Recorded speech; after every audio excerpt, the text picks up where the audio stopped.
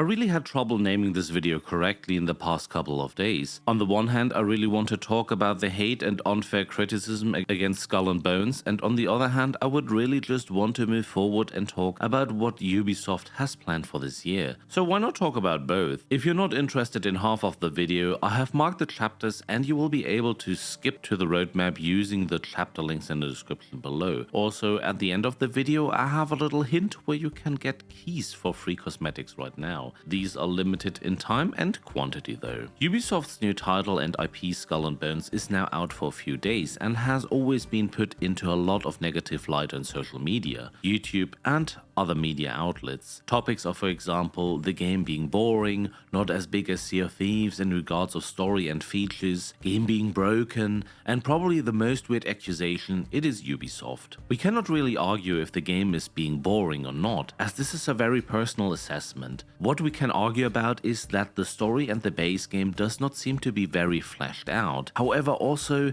here Skull and Bones is doing a lot better than many other MMOs. It does have cutscenes and voice acting to explain to you where in the story you are, and if you really want to dive into, you can find notes, letters and hints to read up to. I do understand though that just reading for hours is not everyone's deal. When I play a video game, I mostly can't be bothered to read every single bit of text I can find. It hurts me to say that, but I am a person who would like to get the story explained by videos. But honestly, trust me, there are games doing it way worse, especially when it comes to open world, where you just have nothing to guide you or to deal with. The story is pretty easy. You lose a battle with your old ship and captain, get washed onto the shores and start to build up an empire yourself. In the end, you can head out to big world events, PvE and PvP, and also build up your own empire, smuggling contraband around the seas. You produce goods yourself and compete with other players. The expectations that Skull and Bones has to compare to Sea of Thieves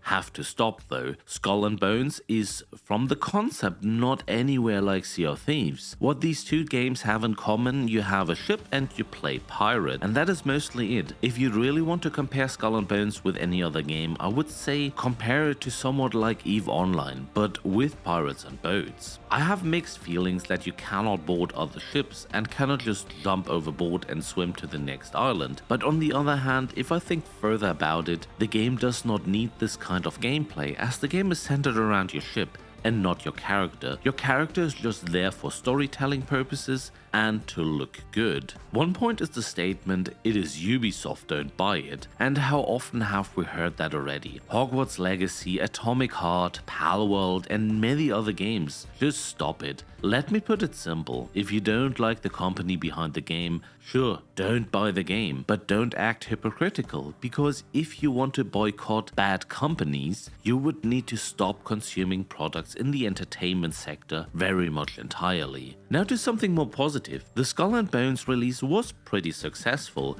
The game runs. Sure, a few quests are bugged and sometimes the connection is acting up. What Ubisoft did manage to do, however, is to prevent a large-scale downtime on release. And to be very fair, I did not expect that to be so smooth. And no, content creators don't have special and better servers to hang out amongst each others. When reading the negative reviews about the amount of content, I thought I will be done just quickly. However, since Tuesday, I'm still working my way through everything. By the time of recording this video, it is Friday. And yes, I'm not grinding the hell out of this game. If you do that, every game is boring in the end. So what does the future hold? As Skull and Bones is a live service game, it holds seasons for us, each presenting battles against a legendary pirate, and we're going to start with Philippe Lapeste in Season 1, Raging Tides. To these legendary pirate battles, Ubisoft will be adding a new game features such as territory control, faction convoys, sea monsters, and in Season 1 you will have the possibility to take over more production chains. Obviously, we will be having some kind of battle pass with rewards such as cosmetics, weapons and more. For the first year there are already 4 seasons planned: Raging Tides, Chorus and Havoc, Into the Dragon's Wake and Shadows of the Deep. All of these updates will also receive quality of life updates as the game progresses. And one quality of life update for me would be able to sell directly out of my warehouse. My warehouse is honestly a mess. I could also imagine further Twitch drops when the seasons are running, so hint, follow me on Twitch, link is in the description below. If you ask me when the first season starts, I sadly cannot really answer this right now, but I suspect very soon. As we have 4 seasons for this year planned, I would expect the first season to start around March, possibly the beginning of March. Some of the content in these seasons are endgame stuff, and beginning in March would give everyone enough time to level up and get ready to join the fun. What also speaks for March is that content in regards of Philippe La Peste is already in the game. If you sail further east, you can find the Pestilence settlement, which is everything other than friendly. If we now look at what other live service games do, I would expect these seasons to run for about 12 weeks each. And sadly, that is somehow all we know about the road ahead.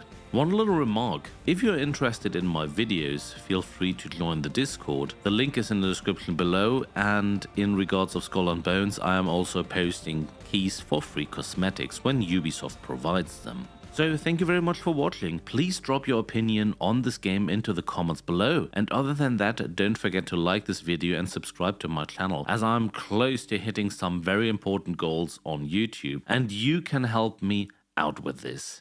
Take care of yourself and stay awesome. See you on the next one.